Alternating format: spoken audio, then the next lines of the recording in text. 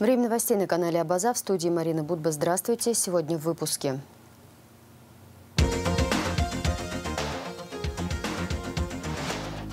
Выстрелы, возмущения или хулиганство. Репортаж программы о реакции общества на инцидент у здания Черноморэнерго вечером 25 ноября.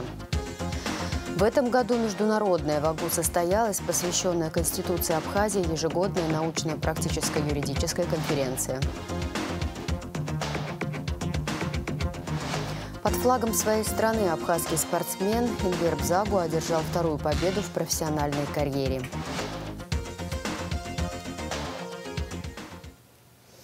Выстрелы, возмущения или хулиганство. Сотрудники уголовного розыска УВД по городу Сухум задержали гражданина Хварцке Алхаса Константиновича, 79-го года рождения. Об этом сообщает сайт МВД. Вышеназванный гражданин примерно в 22:50 25 ноября, находясь на прилегающей территории РУП Черноморэнерго по улице Гумистинская, имея прямой преступный умысел на грубое нарушение общественного порядка и осознавая противоправный характер своих действий, произвел 8 выстрелов в сторону указанного здания из хранящегося при нем огнестрельного оружия. При пресечении его противоправных действий сотрудниками милиции последний произвел еще 7 выстрелов. В результате был обезоружен и задержан на месте преступления, сообщает пресс-служба. Следственный отдел УВД по городу Сухум в отношении Хварцке возбудил уголовное дело по статье «Хулиганство», предусматривающее наказание в виде лишения свободы на срок от 4 до 7 лет. Изъятое оружие направлено на экспертизу, по результатам которой будет принято процессуальное решение.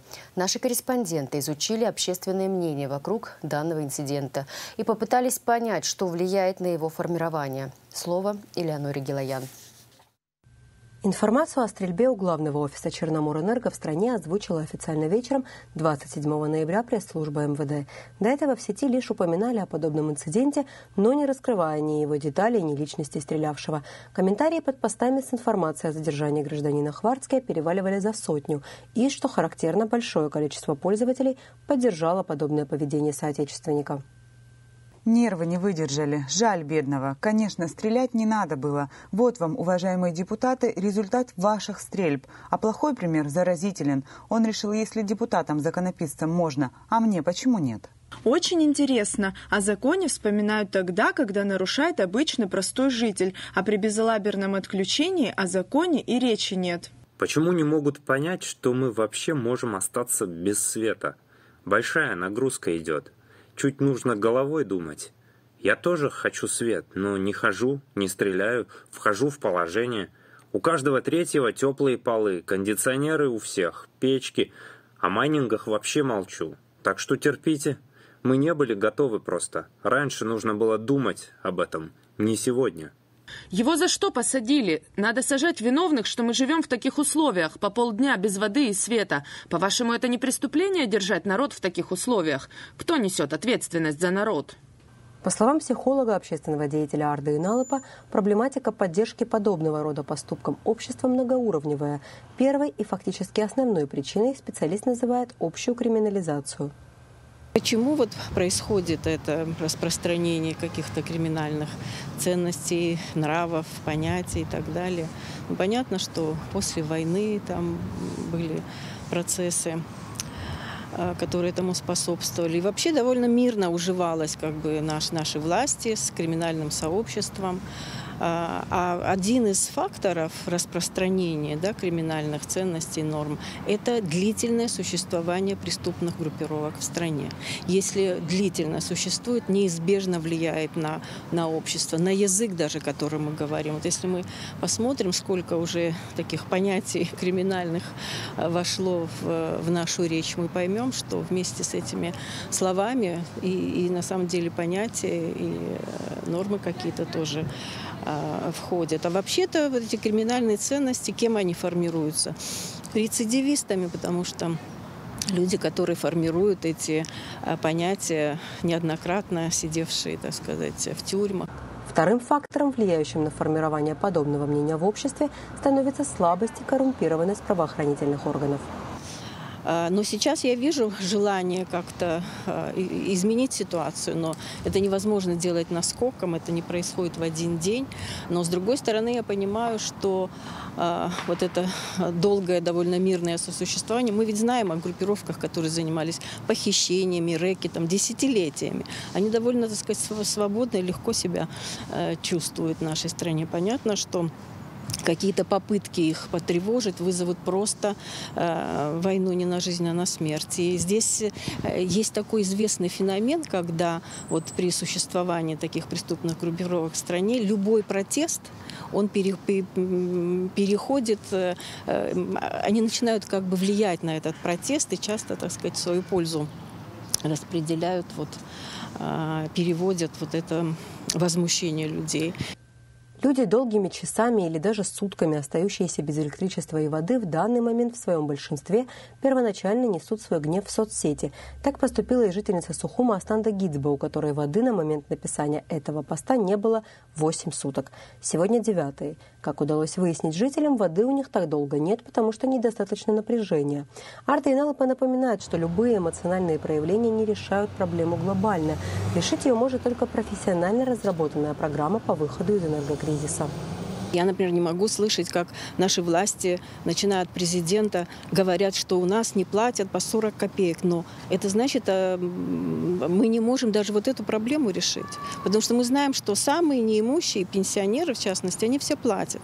Значит, власть расписывается в собственной беспомощности относительно того, что, так сказать, платежеспособных людей не может убедить или принудить к тому, чтобы они оплачивали, так сказать, те услуги, которые предоставляют государство. Такого ответа на вопрос, как за один день решить энергетическую проблему, которая, так сказать, накапливала, так сказать, все эти проблемы, все эти десятилетия, такого ответа нет. Но должна быть выверенная программа, с которой согласятся, то есть она должна быть обоснованной, с которой согласятся все политические. Понимаете, здесь вот даже если сменится власть, я не вижу, как новая власть исправить эту ситуацию в один день или даже в месяц, или даже несколько месяцев. Я не вижу, потому что я не вижу вот этого расчета.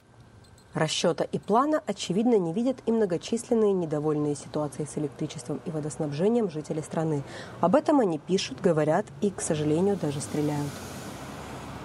Элеонора Гилаян, Сасрыку Агуха, Торник Амичба, Абаза ТВ. Бездействие власти в этом вопросе может спровоцировать настоящее общественное возмущение, и тогда мало не покажется всем, отмечает писатель и журналист Надежда Венедиктова в своей статье «Ситуация накаляется», опубликованной на страницах ресурса asarke.info. В том, что за последний год потребление электроэнергии только в Сухуме выросло на 50-60%, виновата не Черноморэнерго, а майнинг.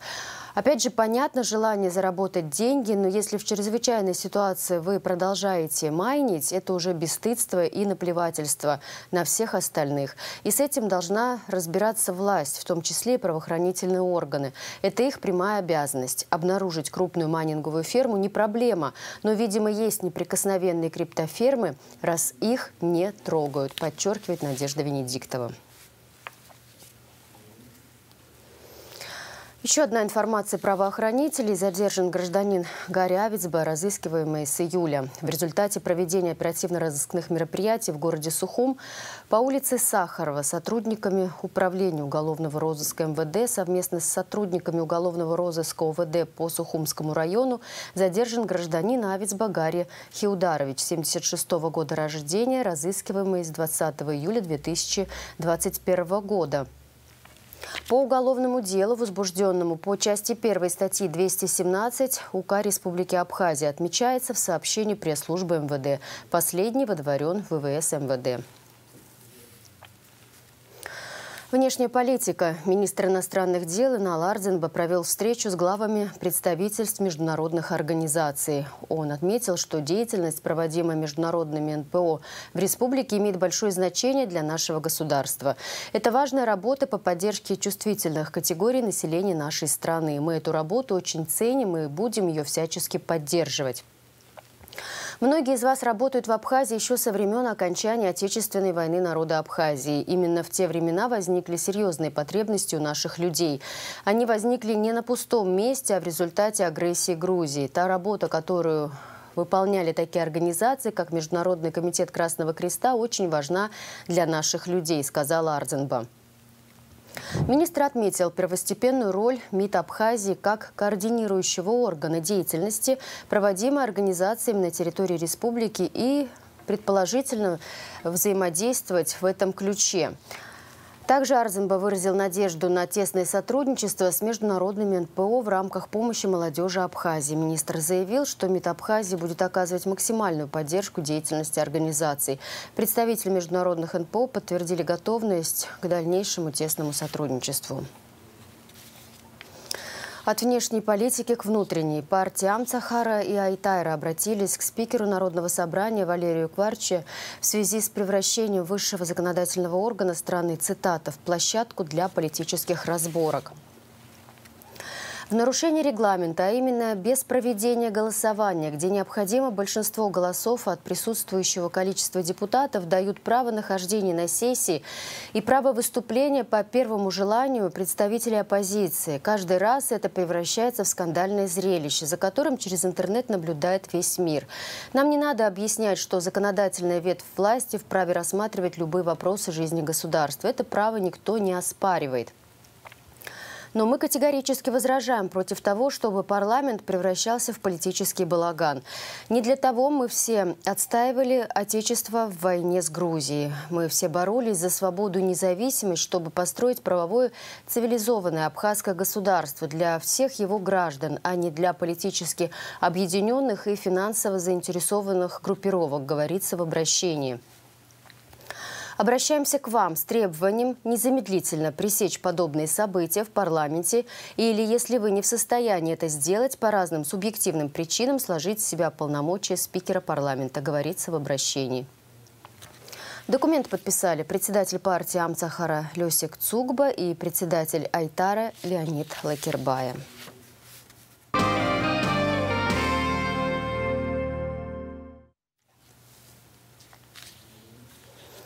Об эпидемиологической обстановке. Согласно последнему сообщению оперативного штаба за 27 ноября, тестирование на коронавирусную инфекцию проведено у 83 человек.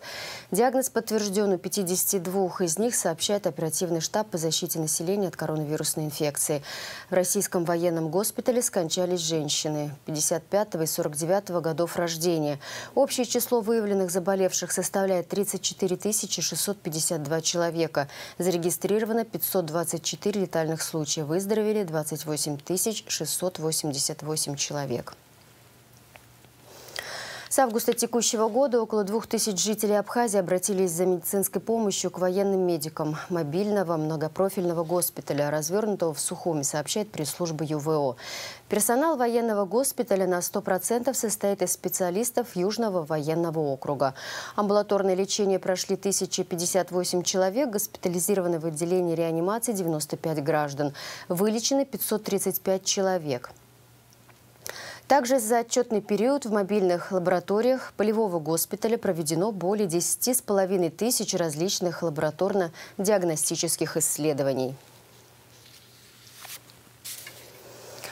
34 пациента с подтвержденным COVID-19 находятся в психиатрической больнице. Об этом сообщает сайт уполномоченного по правам человека в Абхазии Асида Шакрыл, который и посетила медучреждение. 13 ноября здесь были выявлены первые 5 случаев заболевания. Карантин действовал уже с 28 октября, так как 7 человек из состава сотрудников заболели. Сотрудники больницы экстренно развернули инфекционное ковидное отделение на первом этаже. Тяжело больных коронавирусом в психиатрической больнице нет, в основном средней тяжести. Если состояние пациентов ухудшится, они будут переводить их в российский военный госпиталь. На время лечения медработники психиатрической больницы, согласно уставу, будут прикомандированы к этим пациентам. В настоящее время медучреждению для лечения и наблюдения ковид-больных прикомандировали врача-терапевта Бженава. Между тем, 26 ноября ВОЗ официально объявила об открытии нового, сильно мутировавшего варианта коронавируса. Омикрон уже выявили в нескольких европейских странах. В Германии, Чехии, Италии, Британии, Нидерландах и Бельгии. Также о заражениях этим вариантом вирусом сообщили в Гонконге, Израиле и Австралии. Новый штамм коронавируса, получивший название омикрон, вызывает необычные, но при этом относительно легкие симптомы у заразившихся молодых людей. При этом специалисты отмечают, что у пожилых людей, в особенности страдающих диабетом и другими хроническими заболеваниями, инфекция, вызванная омикрон штаммом, может протекать значительно тяжелее.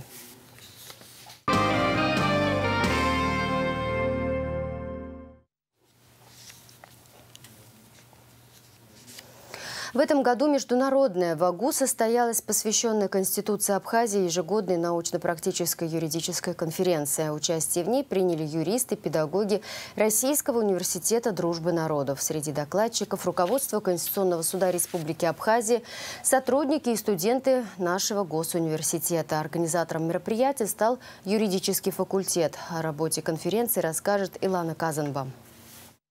Юридический факультет Абхазского госуниверситета ежегодно отмечает День Конституции страны научными мероприятиями. На его счету десятки конференций и круглых столов. В этом году 27-летие принятия основополагающего документа республики отметили международной научно-практической конференцией с участием российских коллег. С приветственным словом к гостям обратился декан юрфака Сергей Смыр. Он рассказал о том, как в 1994 году принимали Конституцию Республики Абхазия.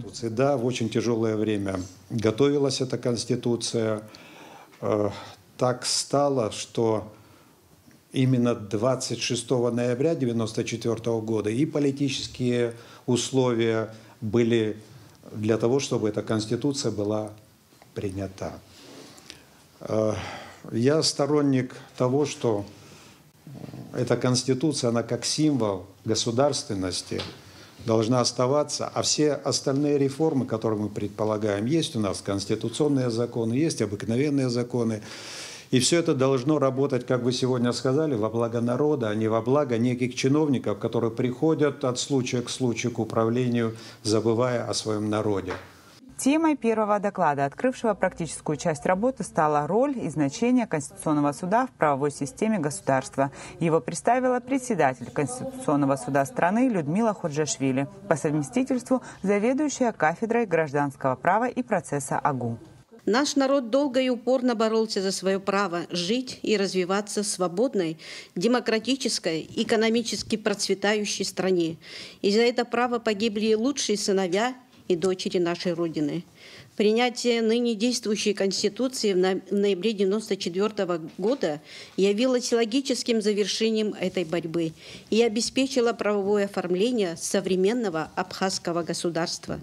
Ныне действующая Конституция страны содержит все для обеспечения условий развития независимого правового государства. Она четко закрепляет такие основные принципы, как целостность, неприкосновенность, неделимость территории Республики Абхазия. В ней признана высшая ценность – это человек, его права и свободы. Ходжашвили также подчеркнула, что без принятия Конституции республики не было бы возможным международное признание государства, в первую очередь со стороны главного стратегического партнера Российской Федерации. Следующий доклад зачитала заведующая кафедрой уголовного права РУДН Людмила Букалерова. Она посвятила свое эссе конституционным основам обеспечения информационных прав и свобод личности.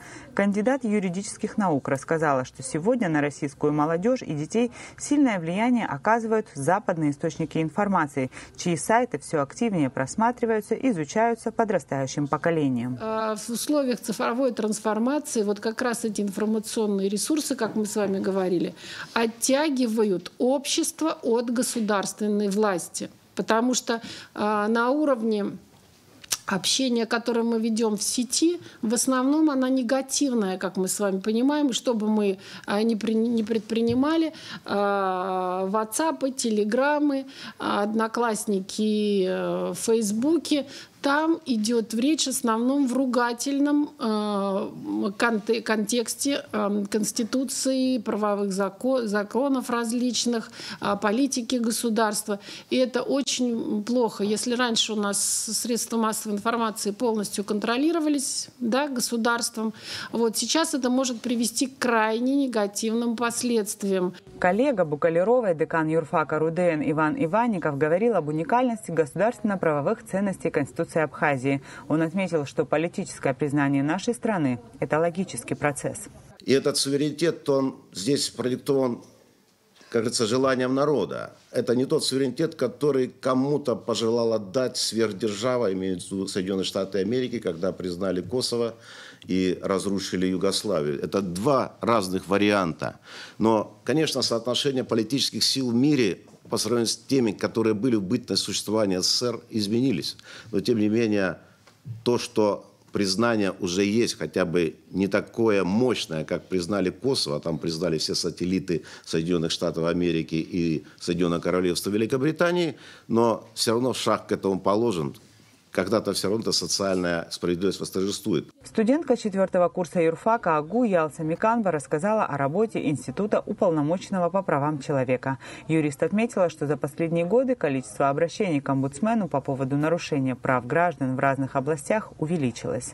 Так, число жалоб, связанных с нарушением личных прав с 2018 года от 31 возросло до 65 к 2020 году. Что касается социально-экономических прав, то от 15 до 31 также к 2020 году. Нарушения в области личных прав граждан касались нарушений, связанных с необоснованным затягиванием судебного процесса, с ограничением свидания адвоката со своим подзащитным, с нарушением условий содержания осужденных с ограниченными возможностями свободы передвижения и права на судебную защиту. Далее прозвучал доклад заместителя председателя Конституционного суда Дианы Пилия, в котором она дала сравнительно-правовой анализ конституционно-правовому статусу нерожденного ребенка, имея в виду основной документ страны. Также участники конференции заслушали эссе об институте парламентаризма, смертной казни и праве на жизнь. Илана Казамба, Сасрыкла Гухава, Абаза ТВ. В столице России состоялся вечер памяти, посвященный видному абхазскому и российскому общественному и политическому деятелю Тарасу Шамбо. Мероприятие было организовано московской абхазской диаспорой. На вечере представили фильм журналиста Екатерины Бебе «Светлый путь к звездам». Также на вечере выступили известные ученые, политики, коллеги и друзья Тараса Мироновича Шамбо. Что Тарас Миронович Шамбо, обладая многочисленными самыми яркими талантами и способностями, наверное, я, по крайней мере, его могу характеризовать прежде всего по трем ярким чертам. Первое. Он человек, олицетворяющий мудрость. Второе. Он человек, олицетворяющий достоинство. И третье. Он просто человек, который может быть примером элегантности. Он всегда держался так, что все понимали, он не склонится при любых невзгодах, внутренних или внешних. И он всегда давал пример такого поведения. Расширенный репортаж с вечера памяти Тараса Шамбо смотрите после выпуска новостей в рубрике «Амшахтыс». 27 ноября в селе Красный Восток Малокочараевского района Карачаево-Черкесии состоялось торжественное открытие памятника выдающемуся кавказоведу, лингвисту, этнографу, фольклористу, историку Анатолию Несторовичу Генко. Под флагом своей страны абхазский спортсмен Энвер Бзагу единогласным решением судья одержал победу в 6-раундовом поединке над Артемом Вычкиным в турнире бойцовского клуба РЕН-ТВ. С победой во втором рейтинговом бою в России абхазского боксера Энвера Бзагу поздравил ректор Абхазского госуниверситета Олег Угварами. Энвер Бзагу – репатриант из Турции. Профессиональный боксер последние 2 года живет и тренируется в Абхазии, учится на факультете физической культуры АГУ. футболу. Под руководством тренера Алика Кардиаглы Энвер Бзагуа строит карьеру, участвует в рейтинговых боях в России и вполне вероятно в будущем поборется за чемпионский титул. Надежда Боровикова продолжит тему. Энвер Бзагуа, профессиональный боксер из Турции, чемпион Анкары, член сборной Турции по боксу, переехал в Абхазию 2 года назад. Впервые он побывал в республике в 2019 году по приглашению президента Федерации бокса Абхазии Алика Кардиаглы. Да, скорее всего, эта инициатива больше исходила от него. Почему? Потому что я проводил в 2017 году боксерское такое большое мероприятие здесь в Абхазии. Первое, где он просто увидел из СМИ, из телевидения, что вот в Абхазии есть профессиональный бокс, что там он развивается потихонечку. После этого мероприятия в 2017 году он со мной связался сам, сказал, что вот, представился, сказал, что он боксер, сказал, что он там член сборной Турции, то есть занимал там какие-то определенные призовые места. Но меня это тоже, конечно, заинтересовало, потому что боксер, тем более корни из Абхазии, хочет себя проявить, показать. И мне интересно стало. Да, вот я его пригласил в 2019 году. В Новом Афоне я проводил большое тоже такое мероприятие. С того первого турнира в Новом Афоне Энвер Бзагуа уехал с поясом чемпиона Абхазии и желанием навсегда вернуться на родину предков. 7 месяцев понадобилось, чтобы организовать переезд, и вот уже 2 года Энвер – студент Абхазского госуниверситета и член сборной Абхазии по боксу. Я все время хотел приехать в Абхазию, потому что мы все время с детства слышим о Республике Абхазия, о нашей стране. Я мечтал переехать в Абхазию, и вот когда я получил приглашение, у меня появилась такая возможность, я решил приехать. Конечно, в Абхазии заниматься боксом труднее из-за ограниченных наших возможностей. Однако я иду по путям своих предков, я выступаю под своим флагом, и мне это дает большую возможность для продвижения своей страны и своего народа. Сегодня у Федерации бокса Абхазии есть контакты с 4 промоутерскими компаниями, которые готовы приглашать боксеров из нашей республики. 26 ноября Энвер Бзагуа одержал 2-ю победу в рейтинговом бою. Ректор Абхазского университета Олег Огварамя поздравил своего студента с победой и как профессиональный боксер дал совет. Есть вещи, которые надо немножечко поправлять. Я вот Баталу всегда говорю: дорогой мой, ты почему все время стараешься только вот сюда ударить? Вот здесь гораздо больше места куда. И как говорят, бей, вдыхало, а он сам упадет. В ходе встречи с российским боксером Артемом Вычкиным, у которого за плечами 52 боя, Энвер Бзагуа отработал 6 раундов и решением судей одержал победу. Всем привет, друзья! Шумас, Абхазия. Очень хороший бой, очень хороший соперник. Спасибо большое. Республика Абхазия! Поздравляем с победой! После мероприятия организаторы сказали мне, что мы готовы вас дальше видеть. И еще 1-2 боя, и мы можем вам предложить даже за титул. Да, но мы будем это рассматривать, смотреть. Я веду Энвера по лестнице, и не просто так. У нас есть свой путь, есть свои какие-то планы, намерения, и мы будем дальше двигаться потихонечку. Энвер Бзагуа точно не знает, из какой части Абхазии его предки, не знает родового села. Судя по тому, что ему удалось выяснить, все представители фамилии Бзагуа покинули Абхазию в годы махаджирства. Энвер стал первым, кто вернулся и никуда больше не хочет уезжать. Надежда Боровикова, Торник Амичба, Абаза ТВ. С 30 ноября по 5 декабря в Сухуми пройдет первый международный турнир по футболу «Система КАП-2021», сообщает пресс-служба Федерации футбола Абхазии. Матчи будут проходить на стадионе «Динамо» в Сухуми. В турнире примут участие 6 команд: «Нарт Сухум», «Рица Гудаута», «Гагра Гагра», «Динамо Сухум», «Гвардеец Донецк» и «Динамо Краснодон».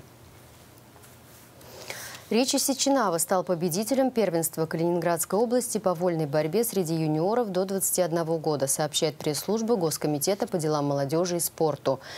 Абхазский спортсмен выступал в весовой категории до 65 килограммов. Ричи Сеченава является воспитанником тренеров Игоря Берая и Мираба Хашба. В настоящее время тренируется и учится в Калининграде в школе Олимпийского резерва по спортивным единоборствам под руководством Виктора и Валерия Хаджаевых. В завершении выпуска прогноз погоды.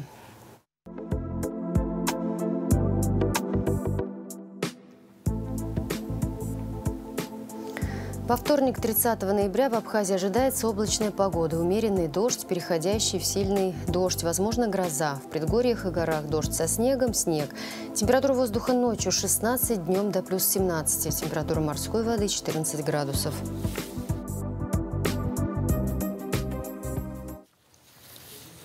На этом пока все. За развитием событий следите вместе с нами. До встречи.